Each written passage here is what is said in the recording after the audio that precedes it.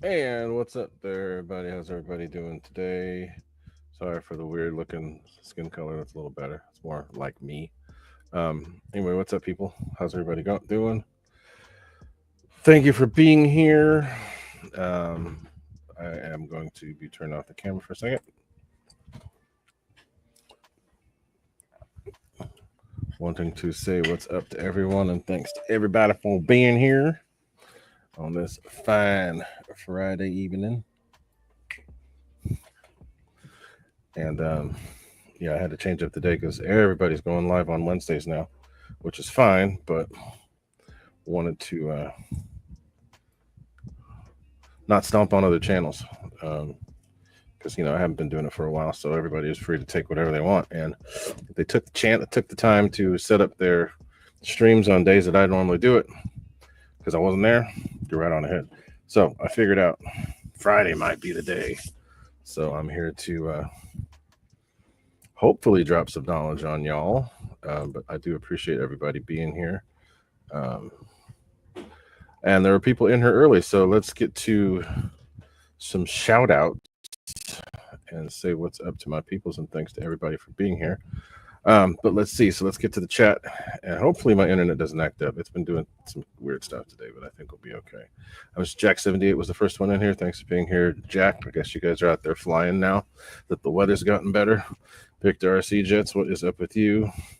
Jeff in Lower Alabama, thanks for shooting out the stream info earlier. Randy Living Good, thanks for being here.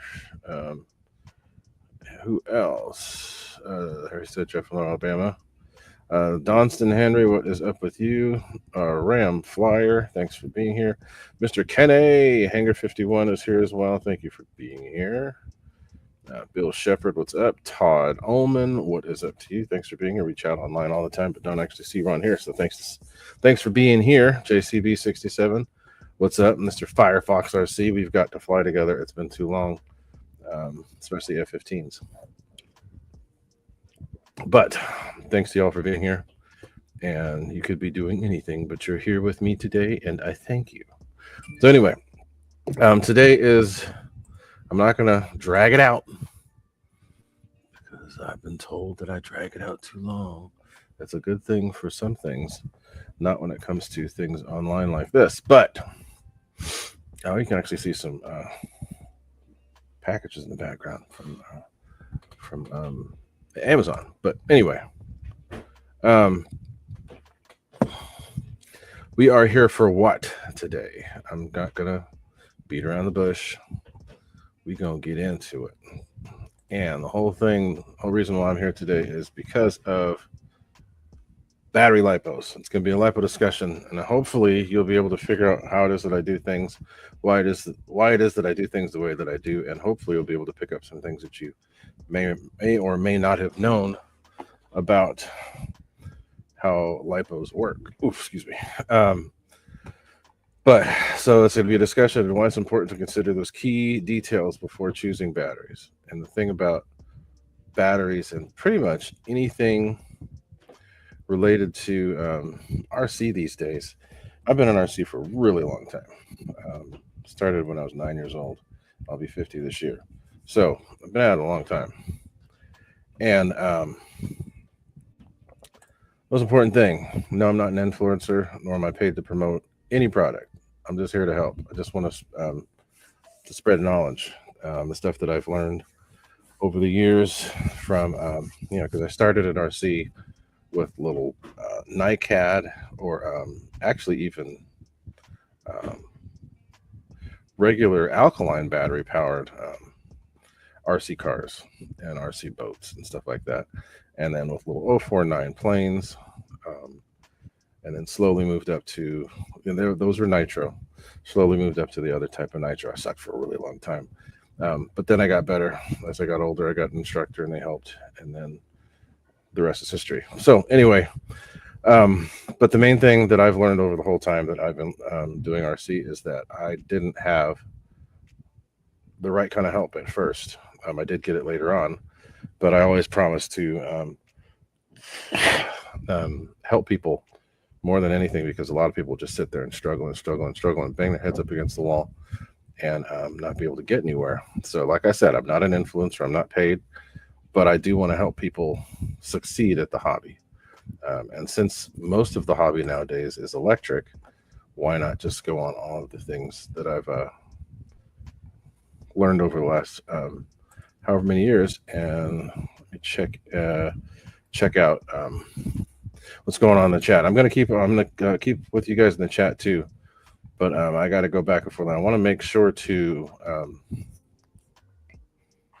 keep this going, so I'll keep you guys interested, and hopefully I won't get stumped on myself here. But so let's see. So Bill Shepard, don't worry, I'll get there, and I will explain. I don't necessarily have specific information, but I do have information that can help you figure that out. So let's just get back into it, and then we'll get there, Bill. We'll get there. Don't worry. And then I'll have a section for questions too, so you guys can ask questions. But so basically, I've worked with all types of batteries, and like I said, I have from alkalines to NiCads to nickel metal hydride. And then starting in about 2003, I started working for the Department of Energy, not in a major like scientific fashion, but in the motor pool department, aka transportation, aka fleet services, as one of the equipment mechanics. And as a result of that, I've worked on industrial equipment, electric carts, various other vehicles, cars, tools, equipment, all that stuff, and battery powered in all different forms, from old school NiCads to nickel metal hydride stuff, stuff that power actual AC electricity, like battery banks, battery backup, stuff like that. So I had to learn all, series parallel circuits and all that stuff as it relates to things that you practically use, not on the theory side. It's stuff that I actually use, and stuff that we have to maintain, stuff that we have to dismantle, things that we have to recycle, all of that. All the battery stuff goes through me, and it has ever since about 2006. So I'm considered the subject matter expert at my job for what I do. So some of that stuff is spilled over into what I do for fun, and basically that's what happened. I converted over to electric for RC starting in about 2008 after working with nitroplanes for a long time. So I've been at it for a while. So I started out with nitro, gas, diesel. I didn't do a whole lot with little diesel engines, but I did do things with diesel engines. So I've got a lot of experience with it, and I'm not going to go out touting how I've been to school and learned all these things, blah, blah, blah. A lot of people like to do that and like to share all their certificates and stuff like that. What I like to do is share what I've learned through practically using the things that I talk about. Stuff that it's not a theory, it's things that I've actually done for my profession, the things that I've had to actually do to maintain things and my own stuff. So that's kind of why I wanted to share what it is that works for me. I have a little bit of a kind of a presentation. I'm going to have these little cards that I pull up and talk about, but a lot of it's just going to be off the cuff stuff that I just know, that I've learned all the time after all this time. So I'm just want to see if more people come in. Somebody just texted me. Who texted? But make sure you guys can hear me. Make sure there's no issues. Just give me a thumbs up if you can hear. But I don't want to speed off and not pay attention to the chat. I do want to pay attention to the chat, but I do want to keep this going so people don't get bored, because people will be like, well, you took 45 minutes to actually get to the subject of what you're going to talk about. So I want to make sure that I'm talking about it. So I got my water so that I can talk and not lose my voice. A little scruffy because it's been a long week. Done a lot of working this week, but I will break every now and then for questions. So if anybody has them, you can line them up, but I will get to it. So don't think that I'm going to ignore and not pay attention but I do want to get through it just so people can try to get something out of it. But so let us get into it. So that's a little bit about me, a little bit about what I know and what I do. I've been testing. Um, Basically, I got really heavy into EDFs in about 2012 and 13, and they all started with electric 50 millimeters. But that was with the EDF stuff, and we will get to that. But with anything electric, I basically started with electric stuff right around 2008. Got really proficient with it in about 2010, 2011, and started learning more and more and more about it. And again, practical stuff, not just these things that people try to tout about. All these other things. C rating. Okay, so I kind of have a funny story. C rating is kind of what really threw me off when I first started. When I first started in the hobby, it's about 2008. 10 and 15C was a big deal. Something that was 20C was really cool. But the first plane that I got, electric plane that I got, was a foam extra 300, and it was bare bones, strange, weird. And I got a 1300 Lipo pack for it, not realizing that it was 10C and that the system was going to be pulling way more than what it was capable of doing. So I didn't know what that C meant. I didn't know what any of that meant. I went out and tried to fly the plane, flew it, and it promptly promptly went way over what the battery was capable of doing and crashed. And I flew this at I think it was Rancho. I tried this. It was really embarrassing. I didn't know anything about it. The system was pulling roughly 30 amps, and the battery I had would do no more than 15. So it was not good, and it went down in a blaze of glory, and I'm surprised that it didn't catch fire. But so what I like to do is go through and let you guys know what it is that I've done over the time that I've been flying, ever since that really embarrassing moment, and what it has taken for me to get better at it, and the things that I've learned to look out for when I'm choosing a battery, and so forth and so on. So let's get started.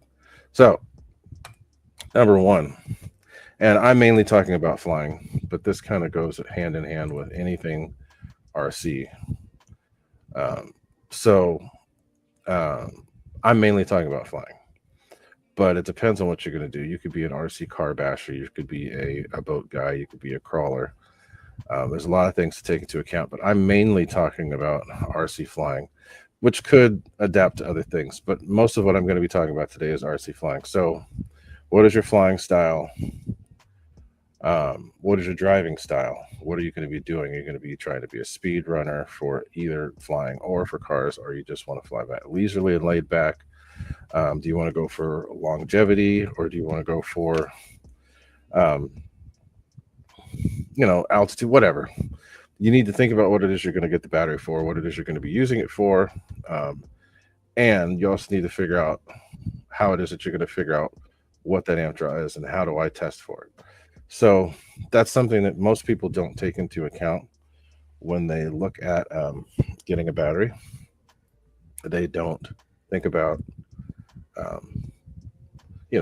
everybody wants to push different things when you look at batteries nowadays. I want to talk about how 100 C's this and how true C and all these other things. And it's just, unfortunately, really complicated. And in a way, I think it's misguiding people. So with me, what I look at is what it is that I'm going to be doing with the battery, how it is that I'm going to be utilizing it, and what is it that's most important for choosing it.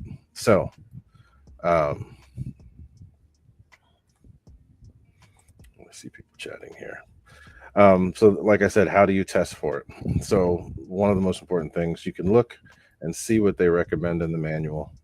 A lot of times they'll actually be pretty practical in the manuals on these planes, even on some of the cars and the boats, and they'll actually tell you what it is that they require. But sometimes the better way to do it is to actually test it and figure it out. I'm not going to get too into the testing side of it, but I will explain it a little bit later on and how you can calculate it and how you can figure it out. Um, but those are some of the most important things. You know, they will give you a range in your manual as to what it is you're supposed to choose to use. So I'll just use like a basic little 3S powered plane. And again, I'll have to go just if you want to go a little bit more in depth. 3S means 3 series, so that's 3 different cells put in series to make the voltage that you want.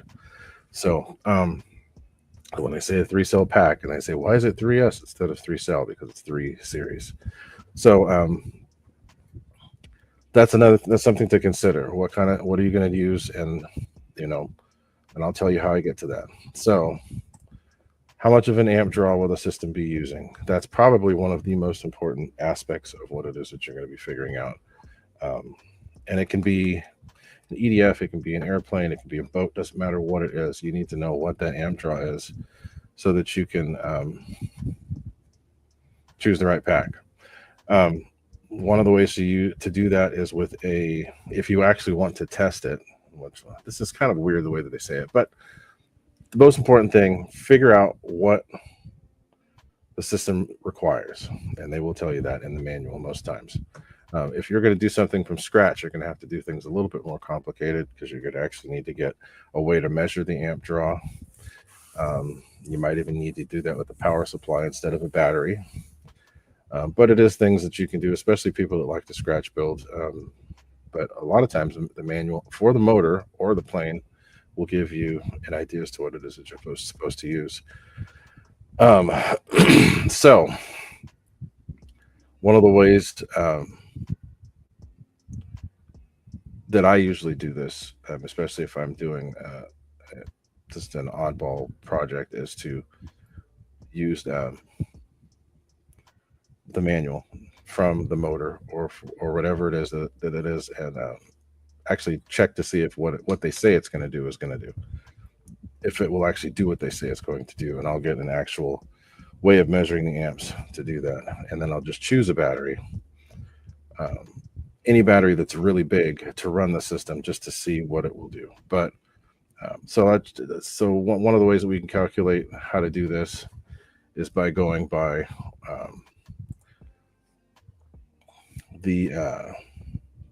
so you have to do simple math.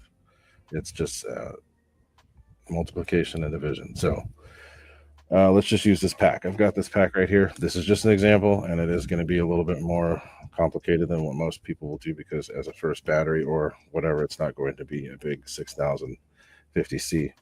But if you want to figure out what the discharge, actual discharge rate of a pack is, or what a battery will be able to do, you can look at these two numbers. If I can get it to focus.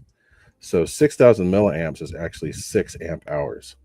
So multiply that times 50, and that gives you what the actual discharge rate is. That is way over what this battery will actually be capable of doing. And why? Because people always overblow these numbers. These alone will not be able to do 300 amps for any extended period of time. So since this is kind of the main reason why I want to do this, because everybody comes up with all these true C and all these other things, but they're not taking things into account. Yes, it says 50C 6,000, which is going to be 300 amps. There's no way in heck you could run 300 amps through these for anything more than 2 or 3 seconds without burning everything up. So that right there tells you, guess what? This battery can run just about anything that you need it to, according to these specs. But those specs are probably skewed by quite a bit. So you're going to have a system that's going to draw, I'm just going to choose a random number, 40 amps. Okay. So you need to make sure to have a battery that can comfortably pull 40 amps as a regular discharge rate. So that's going to be something like, like a 20C 2000, or a common battery would be a 20C 2200. And that's going to give you exactly what you need for maximum power on that system. So another thing to consider, I might have frozen for a little bit, sorry. Another thing to consider is that how often are you going to be flying at full throttle? Are you going to be flying at full throttle for a little, for just a couple bursts, or are you going to be flying at full throttle for a long period of time? Because for most applications, 20C, 20C 2200, which is going to be over 44 amps continuous, will be more than capable of doing that.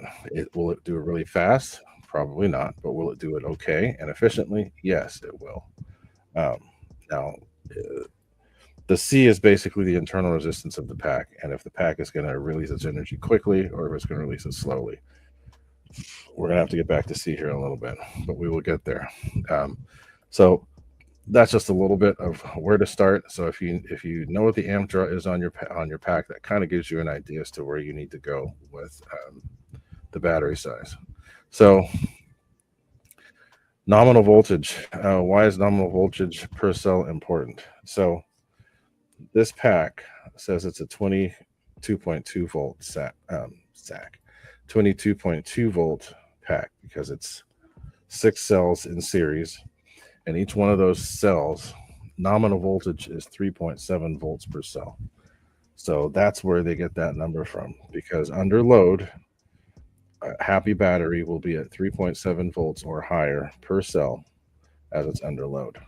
So that's why you see a 3S pack will be 11.1 volts. Why? Because 3.7 times 3.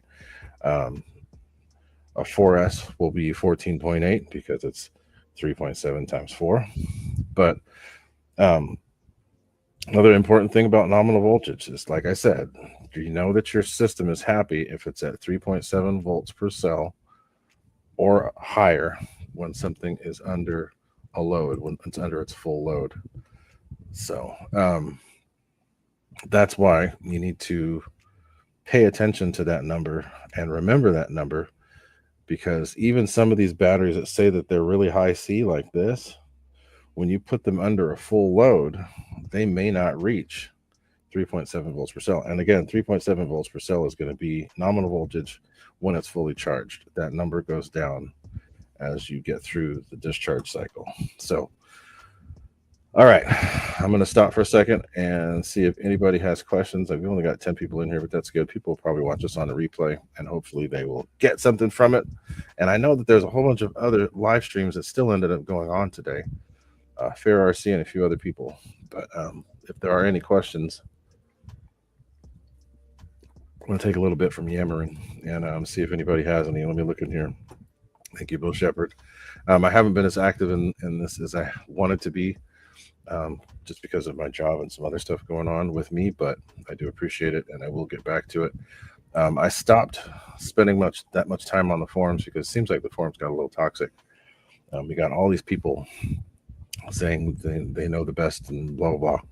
And I don't want to deal with that. So I don't want to figure that out. So Bill Shepard, best lighter packs. So it depends on what you're looking at. Are you looking for light packs for high amp, high draw, or are you looking for light packs for small or things that don't use very much energy? Just let me know what you think, and you can put it in there. I have the packs, Jack 78, and that's a cool picture too, by the way, the A10. Yumi brands, I'm going to test them, and I will be posting up some results. The picture that they use for this whole thing that I'm doing right now, I actually bought a whole bunch of packs for really cheap from the HRB distributor. And Yumis are made by HRB. Yo-Woo, and others are made by them as well. So I'm going to be testing them. I'm checking them out. So Bill Shepard, yes, for EDFs. So if you're looking for EDFs and you're looking for, now EDFs though, do you fly your EDFs full throttle? Or do you fly your EDFs in a scale manner where you're full throttle for takeoff and for passes and such, within your half throttle most of the time? If you're looking for all-out speed and all-out performance, yes, there's a brand that people are using that are very happy with right now, which are SMC. Very good for just crazy amounts of power and can do everything they need. Okay, so it's twin 70. Oof, that's hard. But like I said, SMC, they've been really good at that. Really good for a high discharge rate. Not the H volt, not the high volt. Just talking about um, the regular packs, the regular voltage. Those have actually been really good. Um, don't go crazy on the C if you really want them to be good. And I'm going to talk about this a little bit later on. Go for a higher capacity and then go down in C rating just a little bit to get what you need. Um, so like I think I actually do have it here. So like an 80C, well, not 80C, a 30C 8000 would work really good, or a um, 30C 7200, or something along those lines. Because when you have the capacity up there, it helps, and they end up being a little bit lighter. But the SMC have been really light and really powerful. Those have been good. Um, Batteries that have worked good for me for twin 70s is a 7200 from Sokokin. There's also a 30C from, notice I'm all over the place. I'm not sticking to one brand. There's a 30C from uh, Smart Packs. They actually make some 30C 77,000s that are pretty good. I think 7500 too. HRB makes good packs. This pack has been around a long time and it still works. But this is 6,000. I use this in EDFs to start, and now I use them in prop planes because they don't quite put out as much as they used to, because they do degrade over time. But yeah, there's a lot of packs. Sokokin is a good brand. I've had good luck with them. I'll do a little unboxing here too. China Hobby Line, they have packs that are really good. They have some packs that aren't really light, but they're really powerful. I have 30C 6200, 6S 6200s that are amazing. They're lighter than some of the other packs of that size, but they don't feel like a 30C pack. 30C doesn't really mean much other than the discharge rate, but that's over 180 amp discharge. So it just depends on what you're doing. But if you want light, I think SMCs have been pretty good. But okay, so let's get back into this. So I talked about nominal voltage. So how do you calculate discharge rate? And I think I already did that. So you take this number, it's milliamps, it's actually amp hours, that's 6, and you multiply it times the discharge rate. So that's going to be 300 amps for this one. And like I said, that is very unrealistic. And I know that there's people that have tested these and they come up with a true C for this pack, and it's not that. However, this pack works really good when they're brand new for all types of planes, even EDFs. Anything over 100 amps, regardless of the brand, it's going to be hard on the pack. And regardless of the C rating, it's going to be hard on the pack. So what you need to look the most at is discharge rate. Once you get over 150 amps, these C ratings don't really mean a whole lot. And they have people that will go through and test and tell you what their actual true C rating is. But for me, you discharge, you figure out what the discharge rate is, you figure out what it is that your capacity that you need, and then you go from there. So discharge rate is important because of how you want to make your power, and how, if it comes with weight, whatever. So you want to find a pack that has a really low internal resistance if you're looking for high speeds and burst and punch and power. And that's when high quality packs will come in, because you'll want something that's going to give you exactly what you want at a fast rate. You want it to dump as much as it can. If you notice that the wires are thin, it's probably not going to be what they say it is. If you notice that the wires are really thick, chances are they're going to be good, and then you can check to see if the testing has proven that. Most people do not use packs that way. So most people will not need to have the top of the line, top dollar pack. You just need a battery that will do what you need it to do for what it is that you want it to do. So as somebody in the Donson Henry was right, he said SMC green packs. That's probably what those qualify as, and those are good packs. They're good. Does everybody want to spend that kind of money? No. So I'm not going to tell you to stick to one battery. I'm going to tell you to stick to what batteries work for you, because some people do fly scale. Some people do fly um, as hard as they can. And if you fly as hard as you can, then you want to get a battery that will do that. So um, you have a wide range of batteries to choose from. You can go look at the research and figure out what batteries have the best internal resistance, what batteries have the best um, punch, what batteries, whatever. But don't get suckered into believing people just because they're an influencer for the company. That's the most important thing. Don't just do that because this person says do that. Do your research, figure it out, and you may not need that at all. Um, I actually have flown EDFs with 20C packs, and people don't believe it. Some of my fastest planes fly on 30C packs. Why? Because I use the capacity over C rating. Because once you get over 40C, most of the time you can't even really believe that it is 40C, because it may not be. So most of my really fast stuff, I'll choose a big pack. So I have 30C 6200s, I have 30C 8100s.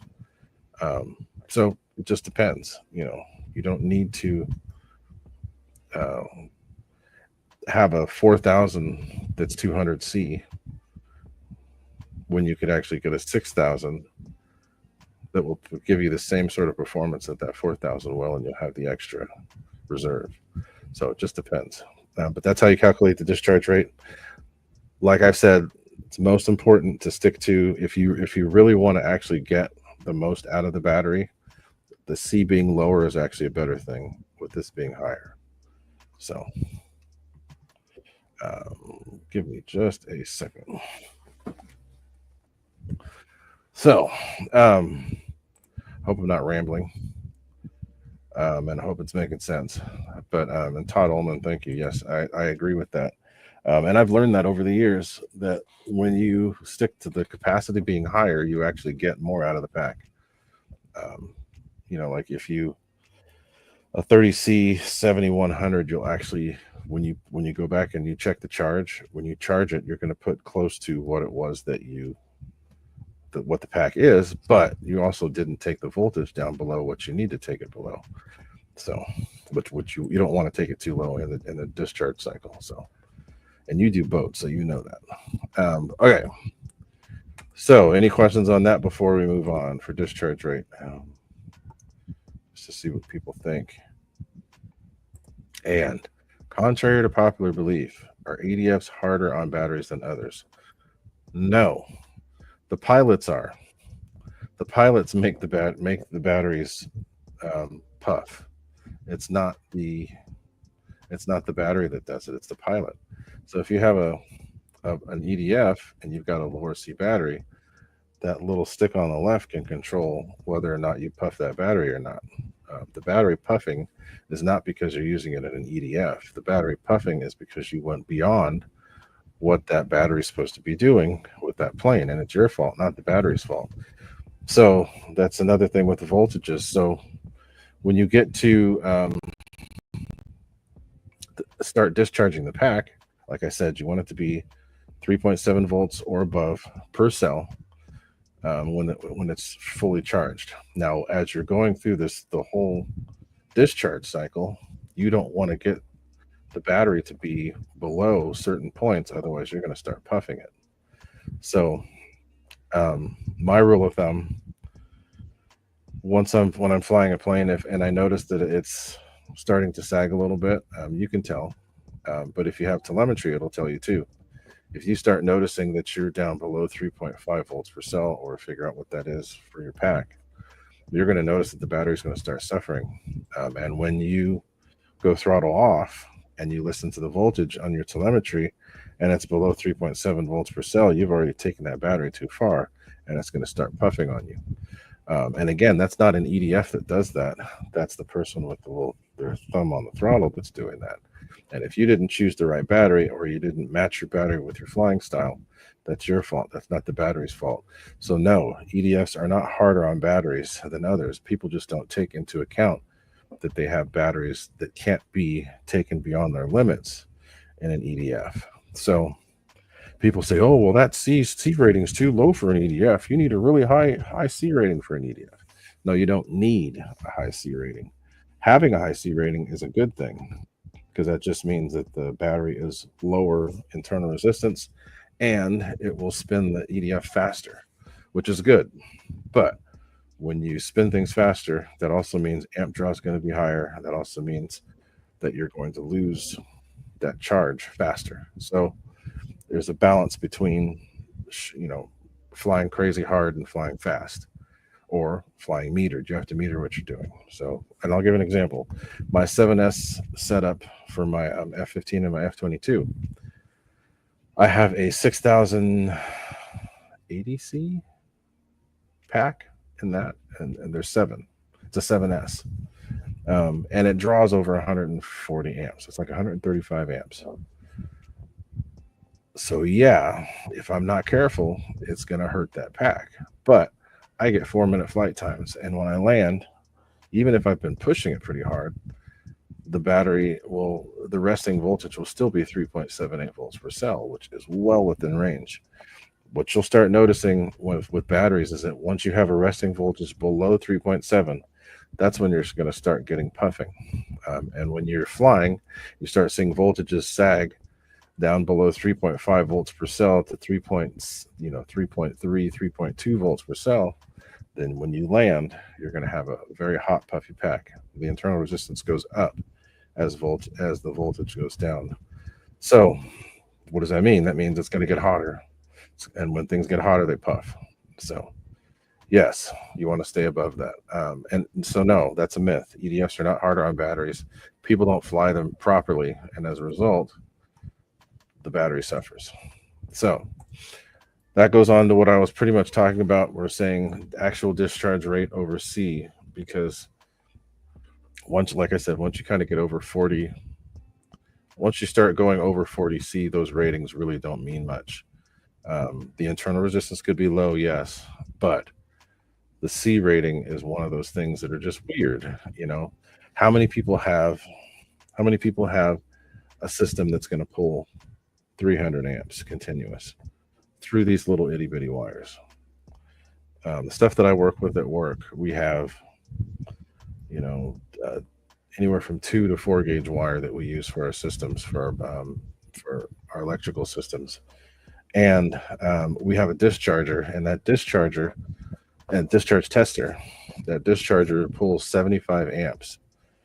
And though even at 75 amps isn't really not that much, because this will do 300 amps, remember?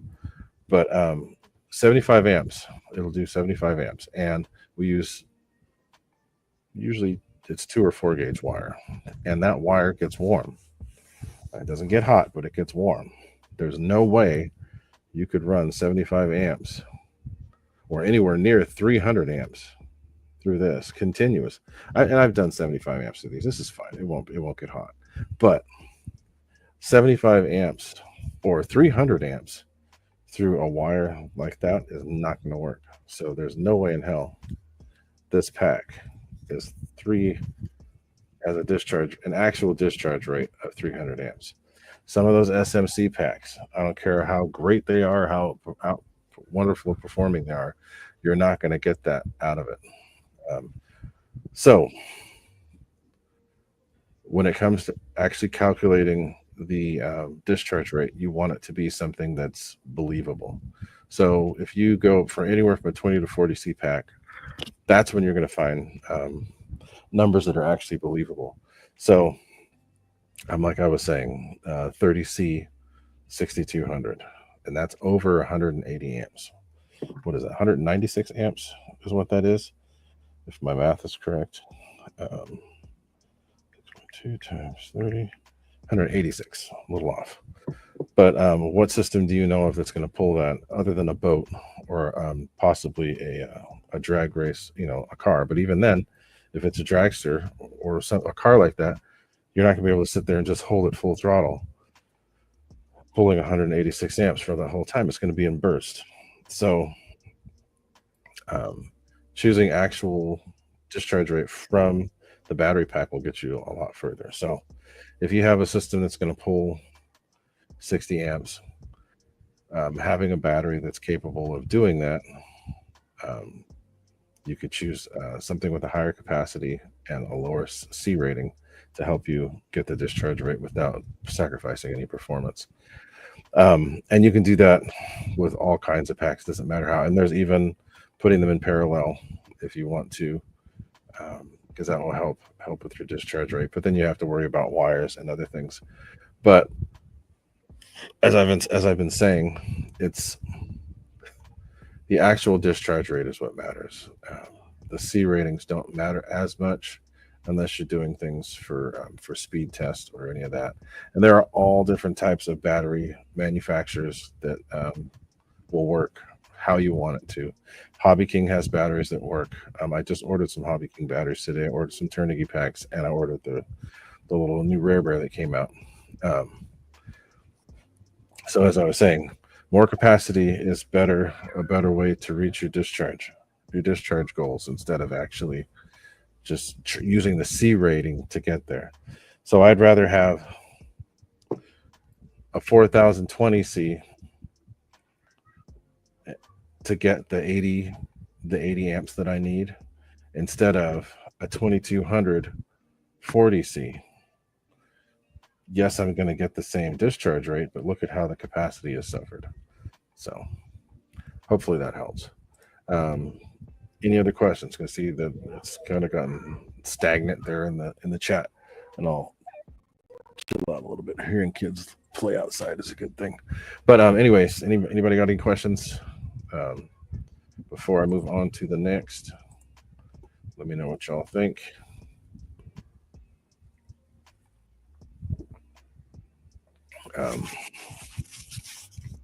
Anybody, somebody? If not, we're gonna roll on. So I've gotten to capacity over discharge rate. So let's just go over some actual. I didn't totally basic things for applications. So with lipos, with regular airplane packs, you're going to see them. They call them lithium polymer because they don't have an actual hard case. They're kind of just shrink wrapped, and they're not really protected unless they have some that have seal plates. So depending upon the type of battery you're going to use or the application is going to determine what kind of pack that you use. For regular airplanes, which you don't intend on crashing, don't really need to be protected all that much. You use something similar to this because it helps with weight and it helps with the amount of the size to get it inside of the plane. Now, if you're using boats or cars, having a hard case might be important because the hard case will protect the cells a little bit more. The only downside to hard cases is that they're a little bit heavier and they don't fit in the same places that a battery like this would. So that's another thing to consider. Most of what I do is flying, so I'm only really sticking to the flying stuff. But you've got to take that into consideration. These headphones are weird. They keep falling off my head. But let's see. I got people in the chat. See what people are saying. So Todd says, when I race boats, I set them up that I always came back with 25% capacity. Boom, exactly. And that's what I do too. And that's what I was going to say in recommendations. I set my timer once I've flown a couple times, or once I have a certain flying style. I don't go full throttle much unless I get super excited on things, which does happen at times. But when you land, you want your battery to be within storage range on your own when it's resting. So storage range is going to be anywhere from 3.7 to 3.88 volts per cell.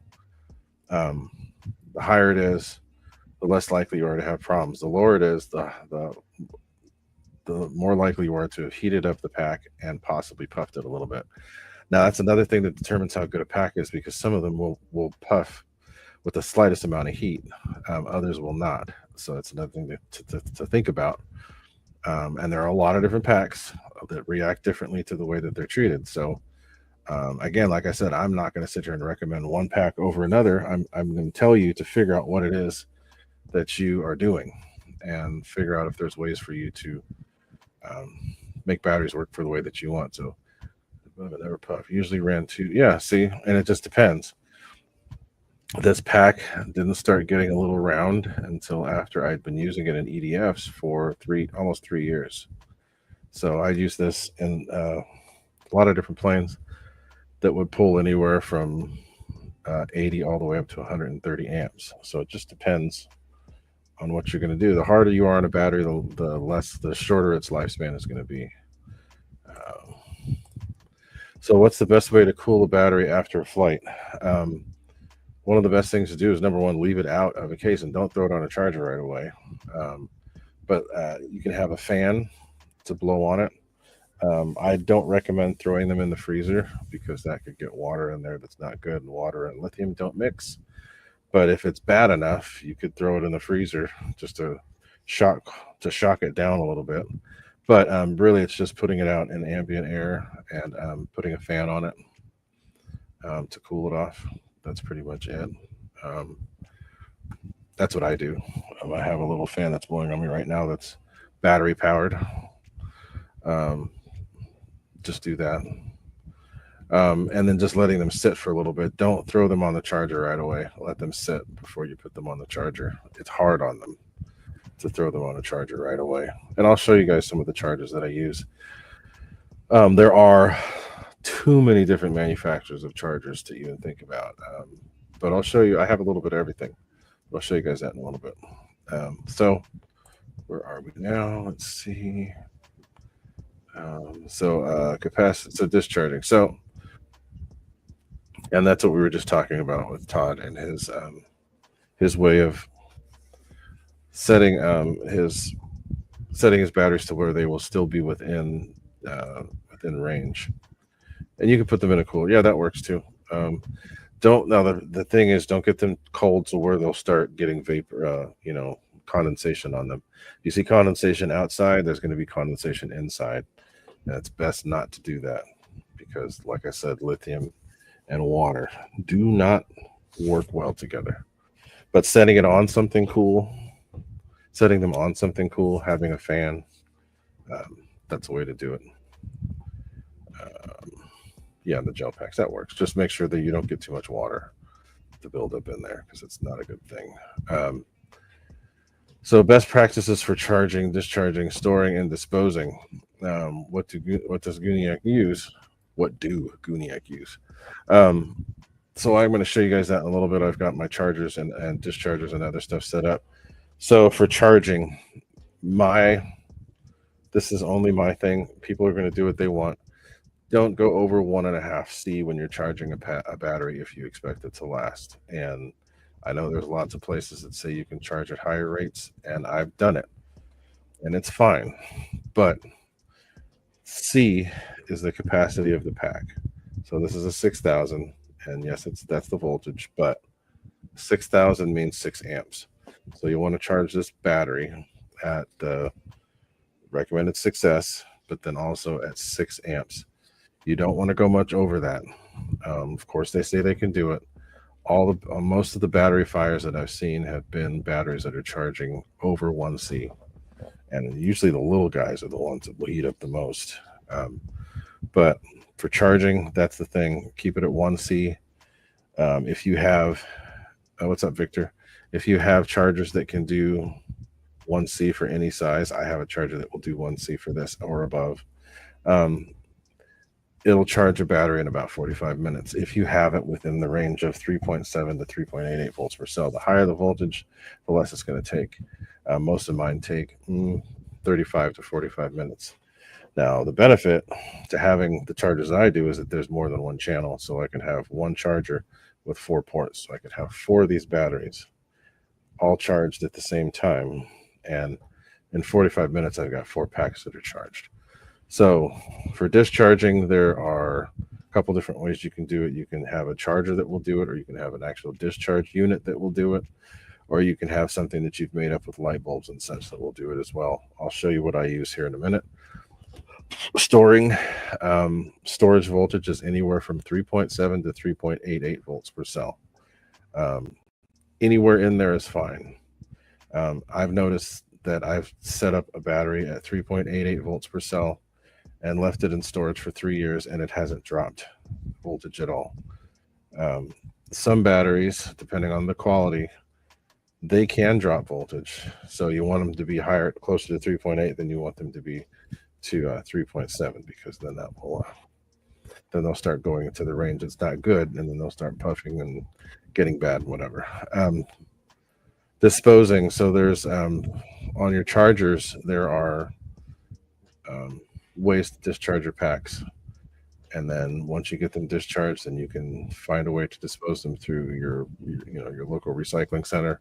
A lot of places will recycle them if you get the voltage down below where it needs to.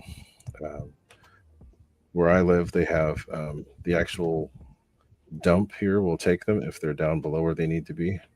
Some places will have recycle bins you can even put them in at that. And what does Gooniac use? So here, let me, it's going to take me a couple seconds to get the camera set up, but I'm actually trying to set that up right now. And then I will take that over to you. But as I'm doing that, why don't you guys, if there's any other questions, why don't you guys ask some questions before I get over to that. But I'll show you the different chargers and stuff that I use and what it is that I recommend. And again, I'm not about spending as much money as possible. I'm about doing what works for you. There are some really expensive things that are really cool to have that will work really well, but you don't have to have all those things to be part of this hobby. You just need to find what works. And I figured out what works, and it works really well. I have, for charging, I have basically 16 ports that I can use to charge. So that's 16 batteries at one time. I don't know if many people that can do much better than that, but there are ways if you want to. I know the cheaper way to do it, but there are expensive ways you can do it. As far as using those charging boards, I don't recommend that if you're going to do a lot of parallel charging, because from what I've seen, the traces in those boards go bad, and that's where a lot of those fires have started too. But let me get my other camera set up, and then I will show you guys some of the chargers that I use and discharger and other things to see if that helps out. So give me a second. Let me change the banner here. And then I'll get back to what I was doing. Give me just a second. So I'll be right back.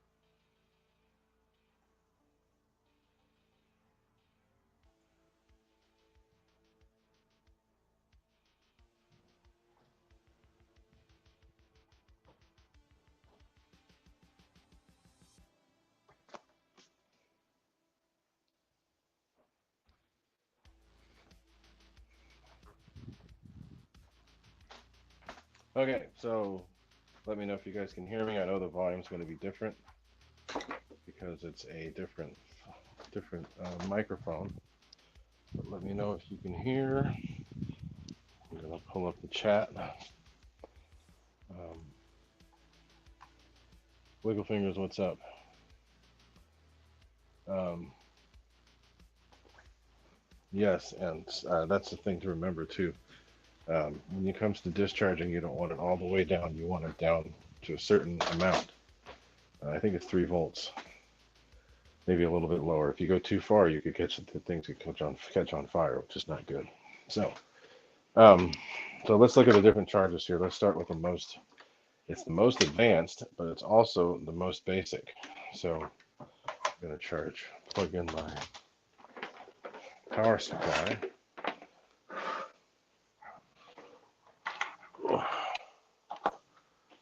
Actually, let's start with the power supply because this thing is pretty damn amazing. I've had it for years and it has worked awesome. So, sorry if things are backwards, but this is one of the server type power supplies. Um, 12.4 volts, 85 amps. That's a huge amount, and 1025 watts. What I have to pay more attention to is the amps, and all the stuff that I use doesn't get anywhere near that 85 amp mark. So this is my power supply, and I'm going to use that to power pretty much any of these. But I can power 3 different sources at once. So this is what I use to charge my 7S stuff. And if it's backwards, sorry, it's just the way the camera works. But this is probably one of the most advanced, but one of the most basic and simple chargers that I have. This is what I use. It will charge up to 8S. So from 1 to 8S. But I usually used to charge my 7S packs. Have all these different things that you can use for, you can check internal resistance. You can change the current depending on what your power supply puts out. You can even use with the battery if you want, like an actual deep cycle battery. But this thing only costs 40 bucks. And the only time you'll ever see me using one of these adapters is for this setup because I don't ever put that much amps through it. But this charge is amazing. It's simple. You can charge, discharge, regenerative discharge, and all of that with this. Only $40. That's it. And this is if you only got 1 pack or a couple packs that you need to charge at once. As long as you have a power supply or any kind of way to get power in, these things are awesome. I do this for 7S, 7 and 8S packs because I have both of those now. But these are awesome. Good thing to have. But a good power supply is important. And especially if you're going to do a lot of, things that don't have a built-in power supply. So when it comes to chargers, this is the big powerhouse that I have. This is they call it a reactor quad core. You can get these from Hobby King. There are 4 channels at 300 watts each. So each one of these is basically its own charger. So and they have all these different settings that you can change. I have it to where they all finish at 4.22 volts per cell because that will actually get them closer to 4.2. But there's all different things you can do with these chargers. You can check your battery voltage. You can cycle packs. You can discharge plus, which is what uses an external load. But you can discharge up to 20 amps. Well, up to, what's the discharge rate? Yeah, you can discharge up to 20 amps per channel. There's a wattage, so you've got to do the conversion to get that.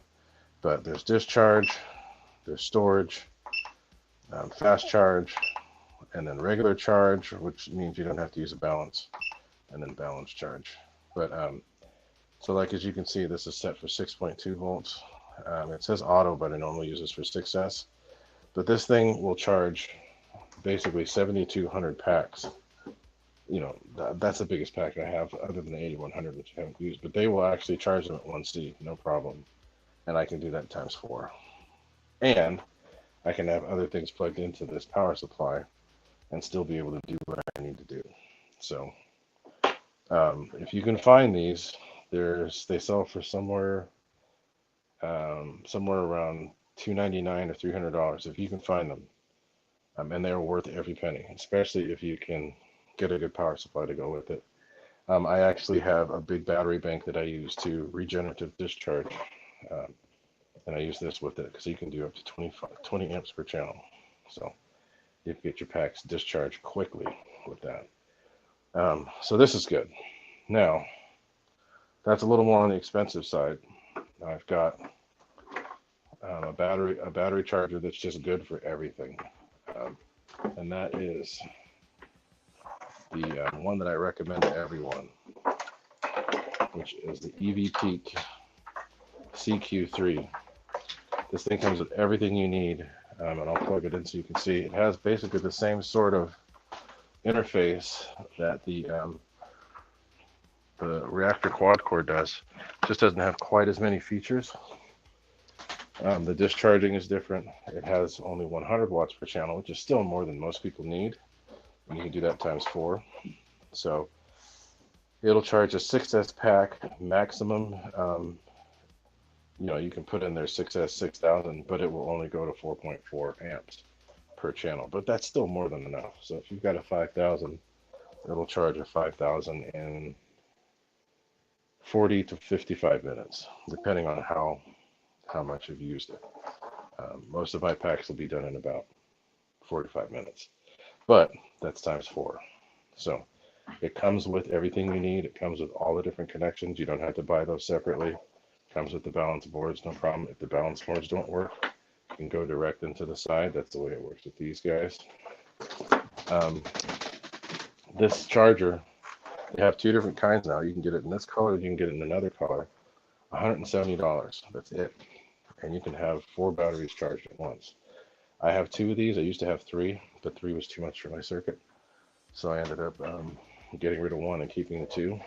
And then I can still use all this other stuff to charge it. I have a small individual single charger of the reactor. And then I have another off-brand that does the same sort of thing. And then, like I said, 2 of these. This is 1, and then I have another one. But this will charge pretty much any type of pack that most people need. It'll charge a 5200 6S, like I said, in about 45 minutes. You don't need anything super special or fancy to do it. It's really easy to do. And you don't have to break the bank to do it. But there are other methods of doing it. You can get the single chargers or the dual chargers. But like I said, this is cheaper than a lot of those others. They have a dual reactor that you can buy. So this depends on what you're looking for. There's no right or wrong brand. There are some bad ones. I don't know what those are because I don't use them. But these are the brands that I recommend because these are actually pretty good. If you can find one of these, get it. They're definitely worth it. Now that's charging. So now, what about discharging? Like I said, these can do discharge, but these are only good for the small batteries because they'll do like 500 milliamps max. So I wouldn't use these. However, unplug it. This guy will do up to 20 amps discharge, which will get most batteries discharged fairly quickly. And if you have a battery to put that power into, you can get batteries discharged quickly. I have 2 big deep cycle 6 volts that I put in series to make 12 volts. And then I can discharge, if the battery is mostly dead, I can discharge those back into it pretty quickly. Or you can do this, which is another ISDT product, but it's a smart discharger and it's 200 watts. So depending on battery voltage will depend on what the amp draw is. But all you have to do is plug this into a battery and you can actually use your phone. I can't use that now because my phone is what I'm using for camera, but you can use your phone to monitor and set things up to get things to discharge. Just plug it in. It's just basically just a big resistor. Plug it in and this will discharge my 7200s in about 20 minutes from being fully charged to storage rate. And you can choose the rate that you want it to be too. You can choose what voltage you want it to be. This is about $70, $70 to $80. They do have a smaller one for smaller packs. I can't get to it right now, but I have a smaller one. It's not smart, but it is a discharger, and it's about the size of this top part here, and it'll discharge at a lower rate, but it does the same sort of thing. Now, there's something that I'd ordered and I hadn't opened in a while, so why not do a little unboxing while we're at it, and then you can see what packs that I got here. Like I said, I just ordered some Turnigy with the Rare Bear that I just bought because they have a sale going on at Hobby King right now. You can save 5 or 10%, I don't remember exactly. So, let's get to this. So I ordered something from Amazon because they had a decent deal. Let's see what these are. I haven't opened them yet. So I know they're batteries because it has that big warning on the side. So let's see who this is. Doesn't say there, so let's see. I can't remember. Are these China Hobby Line? They might be. Yeah, these China Hobby Line. Okay, cool. So these are, and I ordered 40C because that's a realistic number. And they're reasonably small. Got the connector that I need, XC60, because that's what I use for the plane that I bought it for. And this is going to go into the Dynam Cirrus. So it's going to fit right there with no problem. And I got 2 of them. Let me see each of those stickers. I haven't had those in a while. But China Hobby Line is a great company. They've got several different lines of batteries that are worth looking at. The Black Series has always been good to me. I've had 5000s, 6200s, 4000s. The 40C are really good as far as being realistic. You're not going to get a crazy amount of crazy hyper performance, but you will get good performance out of these, and you will. It's hard to puff these unless you just don't do much. Now there is a whole separate thing on battery break-in that I could talk about another time, but I'm not going to do that today because I'm trying to keep this from going too long. Already a little bit over an hour, but China Hobby Line's good people. They send stickers when you buy batteries. Not everybody does that, but these batteries were reasonably cheap. I got these on Amazon, and they're great. 2200s. I've had 20C 2200s that I put in planes that were doing 140 miles an hour. So again, C rating is not all that important as long as you have it matched to what it is that you're trying to do. So there's a little unboxing in there too. So I got 2 new batteries. I have some more coming too from what was it, Hobby King. I just ordered some Turnigy. I ordered some Sokokins. I think I opened those the other day. But that's pretty much it for this part. And I'll just leave it open for discussion after this. I'm going to go back to the computer. So let's switch back to the other stuff. I will be right back.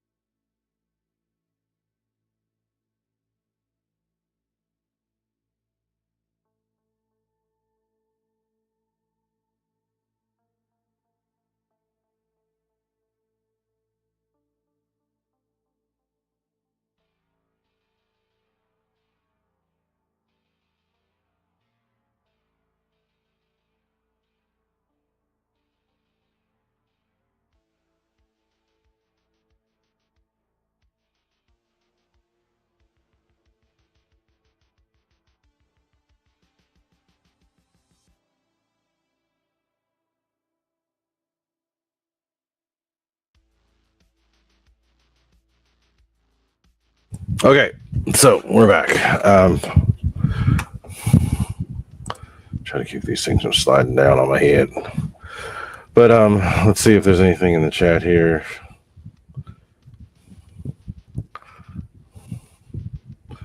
So yeah, as I was saying there,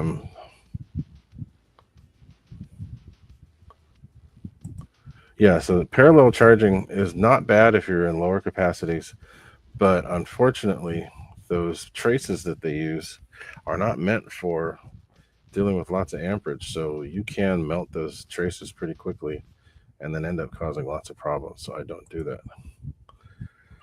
Um, and yes, chargers can get it too low if you don't set them right. You have to set them to where they will only let you go a certain amount.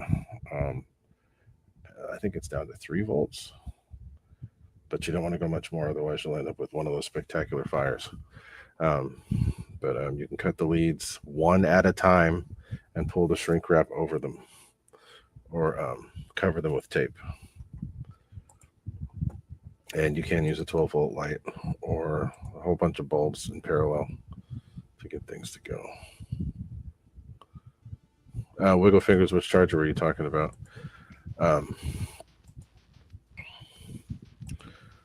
but the reactor charger, Todd, if you haven't tried it yet, they are absolutely amazing. That I'll have to show you guys another one of my regenerative discharge. I forgot to bring the big battery that I was supposed to bring home, where I can actually show you me discharging a battery and showing you how fast I can discharge that battery, just because of the charger doing it right. Now, with regenerative discharge, with Discharge Plus, you can put a light or something else, a load, into the positive, and you can discharge at whatever rate you want, and it will discharge into that discharge however you want it to go. So you could actually set it to discharge at 50 amps if you wanted, with the right load in there.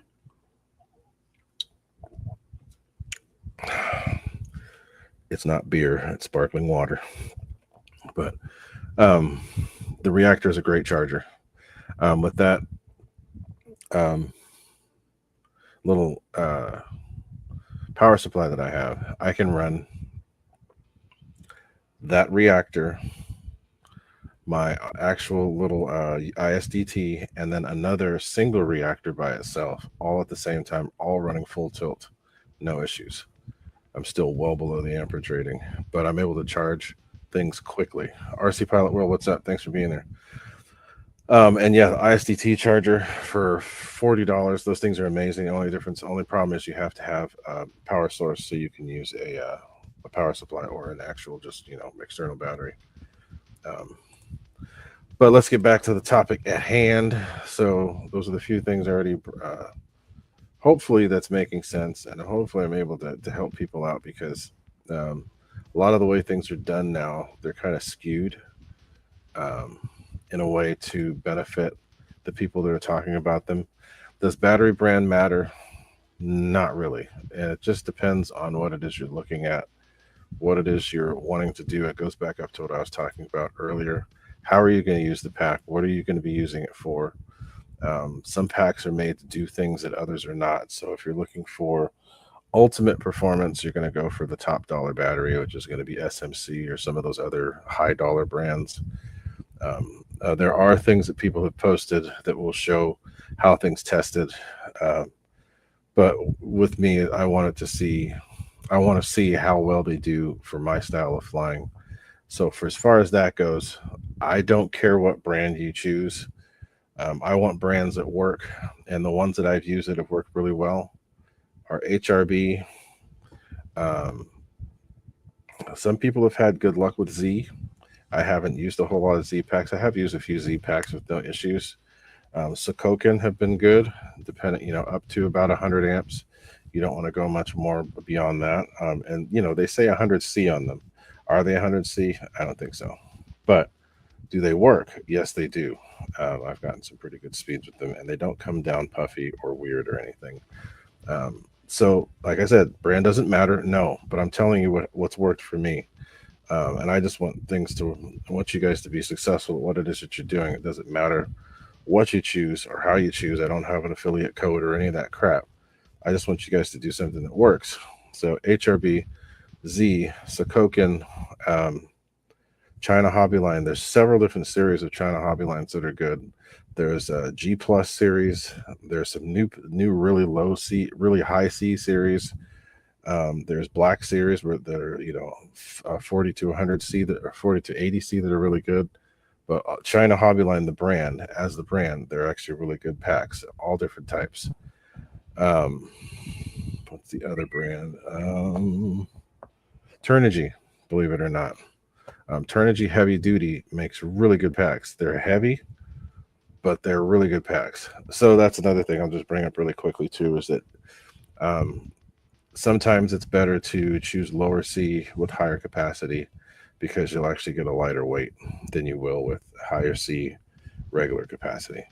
So somebody was talking about that earlier. I just got another text who's texting me. RC Pilot will have been trying to get on most of your videos and reply to them too, because you guys are always posting videos. So thanks for always keeping things going. But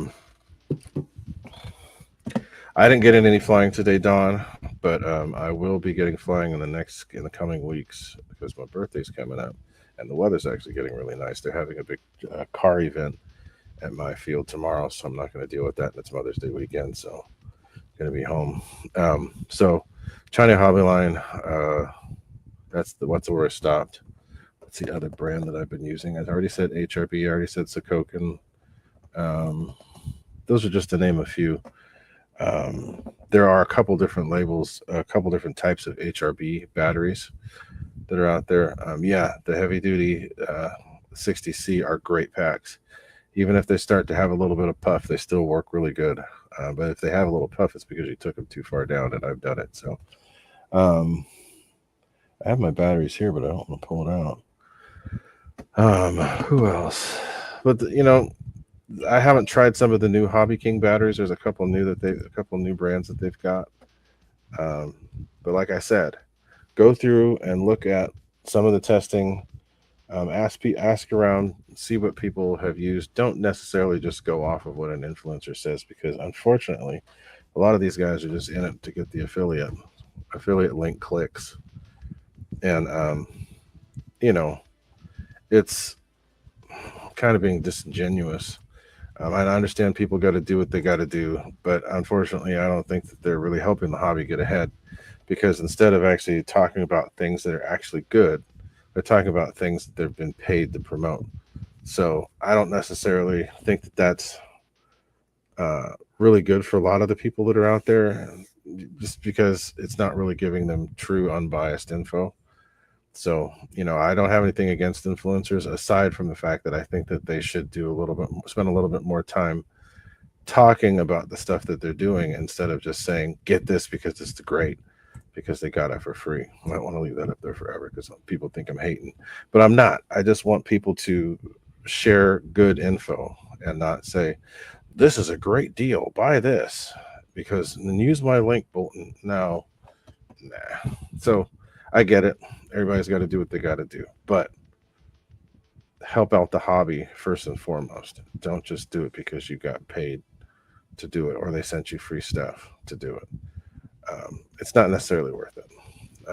So be good to the hobby, be genuine, be real about it. So I think that's pretty much it. There are a lot of the things that you guys could bring up. I get overly technical about some things, and it might go over people's head, but I like to keep it simple. So hopefully that helped you guys a little bit. I want to make sure that people get it from an actual informational standpoint, instead of it being pushing some sort of agenda or some sort of influence or some sort of link or whatever. So I'll get off the soapbox now, and that's pretty much it. But if there's anything else you guys want to talk about, let me know. I'm down to taking suggestions for shows if there's more stuff people want to know, want to learn about. One of the most important things about your batteries is, if you can, even just using a regular checker, a smart checker. This is another piece of advice I'll give, and then that'll be it. If you have an EDF, because that's probably the easiest to do this with, because there's nothing spinning that can hurt you other than sucking in something from the intake. But get your plane, Get a fully charged battery pack that you use to fly that plane.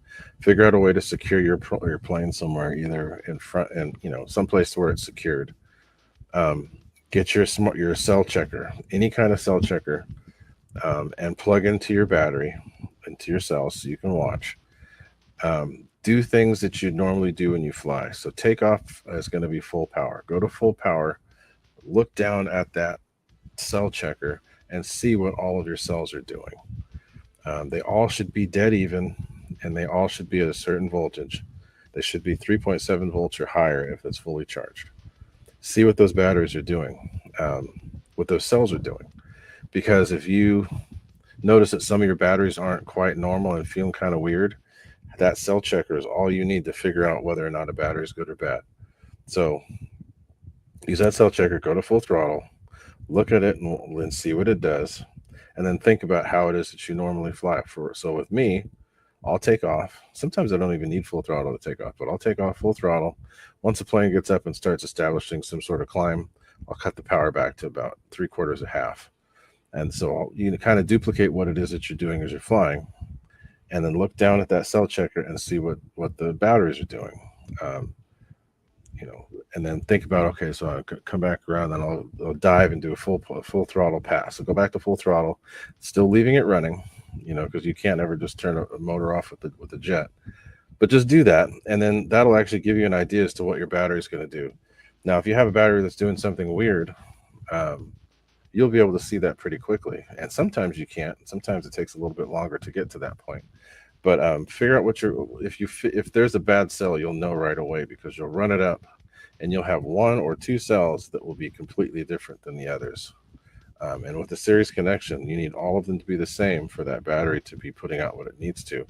And if you notice that there's any sort of a discrepancy, that'll tell you exactly what's going on. You can figure out that there's a cell that's bad, a cell that's too low, and then sometimes you'll see them puff, just by what, and then you can even tell where the cell's bad just by looking at the location on there. So, Will, now that you bring that up, Sokokins, I have the 7200s, and they say they're 100C. They're not. I have some of the older Sokokins. They're 7200, they say 100C, and I know they're not. However, they work really good. And I have one that's a little weird, but all the other three that I have in the 7200 size work incredible. But no, they ain't 100C, because they've got these little small thin wires like this. And I know that there's no way that they're anywhere near that. But Sokokins are good.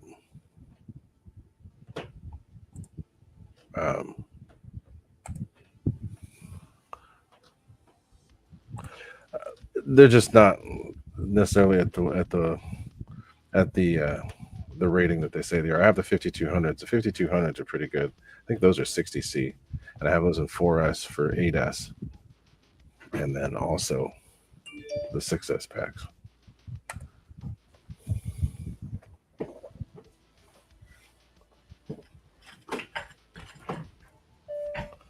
So it just depends on, well, and if you think you hurt the pack,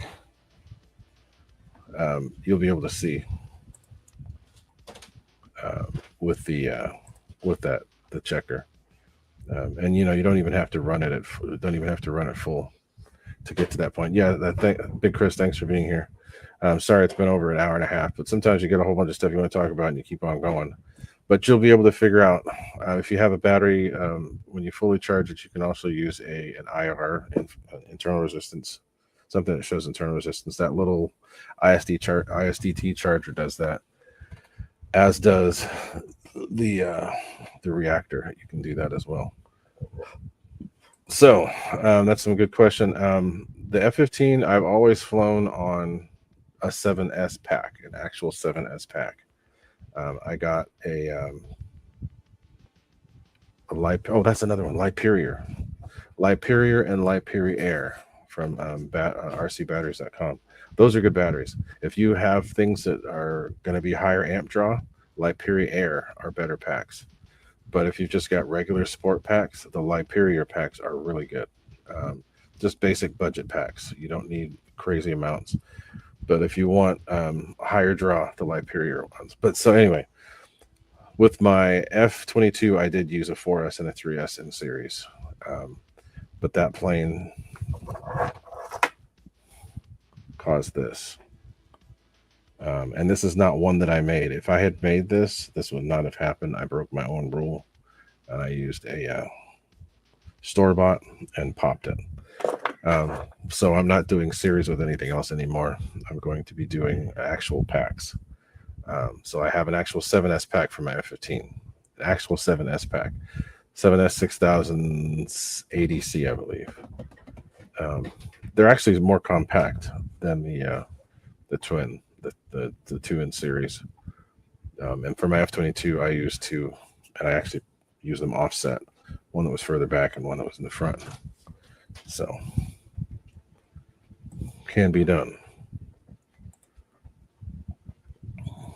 So, and yeah, so RC Pilot Will, you want to, if you're going to use any kind of an adapter, don't use those the ones with the black.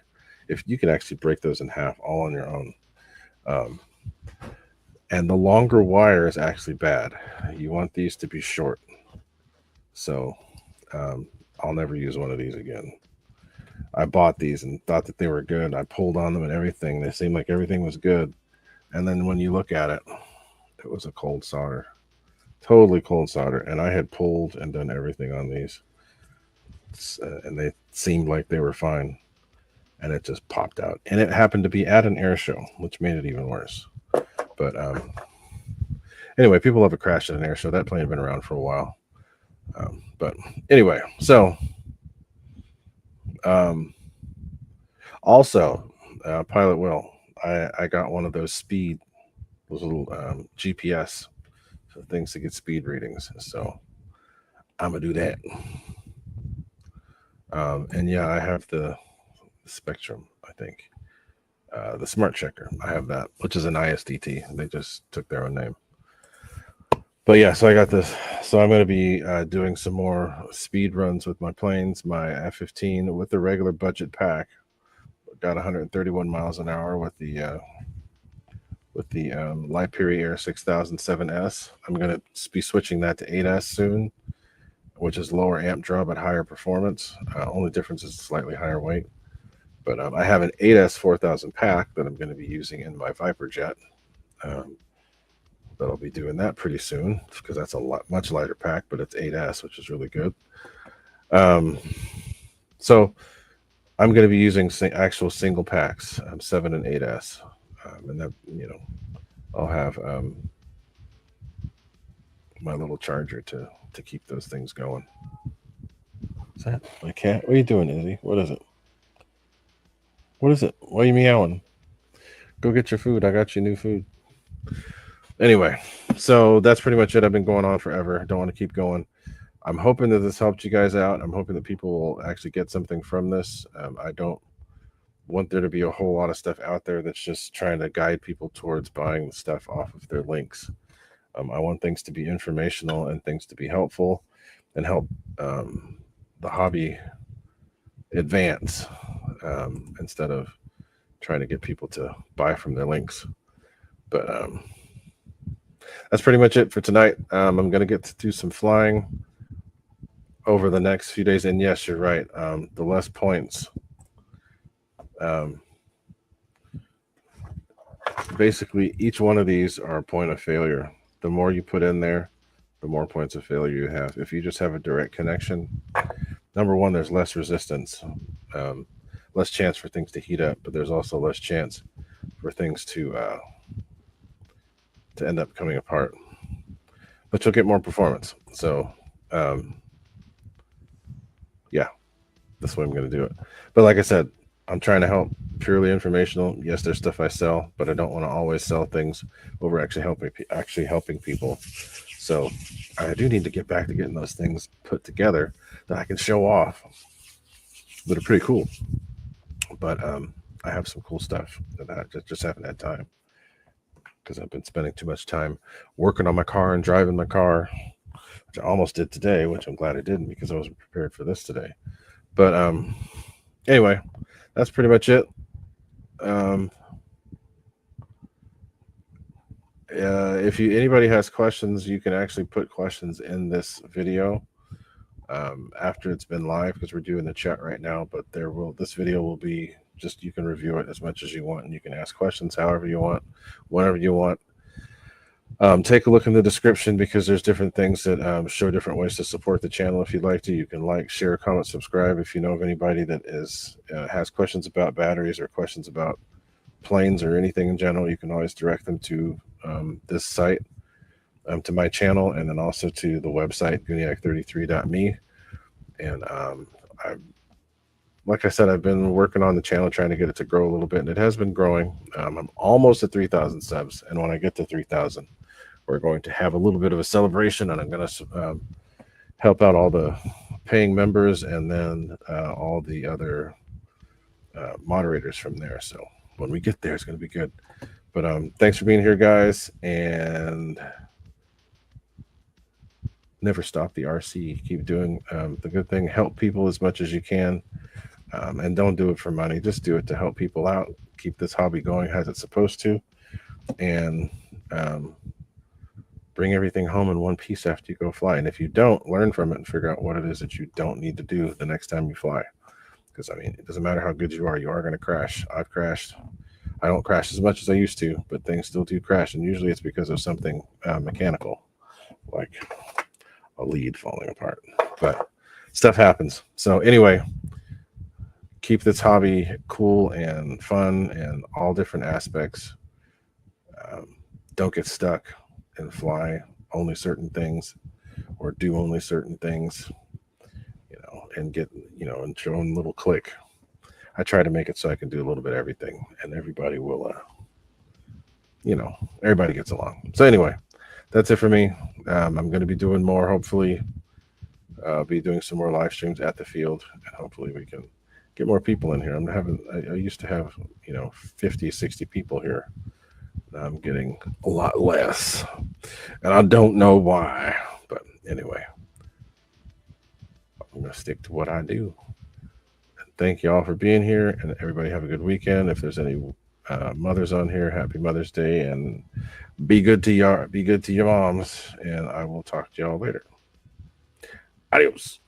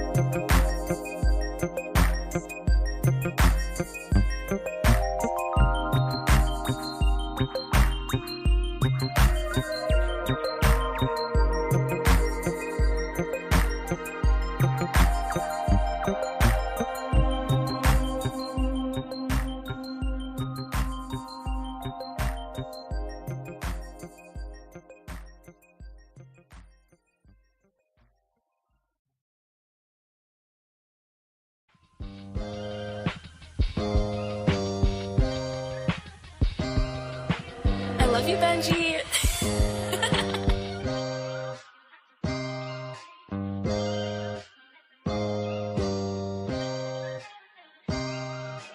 That's Benj. Say what's up to Benj.